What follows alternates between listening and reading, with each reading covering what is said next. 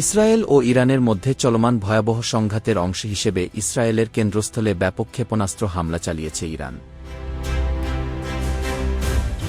ইরানের ছোড়া ক্ষেপণাস্ত্রগুলো মূলত ইসরায়েলের জনবহুল শহর তেল আবিব, বন্দরনগরী হাইফা এবং দক্ষিণাঞ্চলীয় শহর বীরশেবা লক্ষ্য করে চালানো হয়েছে। তেল আবিবের সরকারি ভবন এবং হাইফার সামরিক ও নিরাপত্তা কেন্দ্রগুলোকে লক্ষ্যবস্তু করা হয়েছে বলে আইআরজিসি দাবি করেছে। হামলার পর তেল আবিব, হাইফা এবং জেরুজালেম সহ ইসরায়েলের বিভিন্ন স্থানে বিমান হামলার সাইরেন বেজে ওঠে। ইসরায়েলি প্রতিরক্ষা বাহিনী আইডিএফ নাগরিকদের মোবাইল ফোনে খুদে বার্তা পাঠিয়ে অবিলম্বে নিরাপদ আশ্রয়ে যাওয়ার নির্দেশ দেয়। গত ২৮ ফেব্রুয়ারি 2026 থেকে শুরু হওয়া ইসরায়েল ও যুক্তরাষ্ট্রের যৌথ সামরিক অভিযানের জবাবে ইরান এই পাল্টা হামলা চালিয়েছে।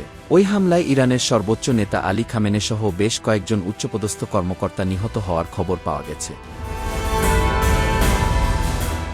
ইসরায়েলি প্রতিরক্ষা বাহিনী জানিয়েছে যে তাদের আকাশ প্রতিরক্ষা ব্যবস্থা সক্রিয় রয়েছে এবং অনেক ক্ষেপণাস্ত্র প্রতিহত করা হয়েছে। তবে কয়েকটি ক্ষেপণাস্ত্র সরাসরি আঘাত হানার খবর পাওয়া গেছে। গত কয়েকদিনের সংঘাতে এখন পর্যন্ত উল্লেখযোগ্য সংখ্যক প্রাণহানির খবর পাওয়া গেছে, যার মধ্যে বেইত শেমেশ শহরে একটি রকেট হামলায় অন্তত জন নিহতের ঘটনা ঘটে।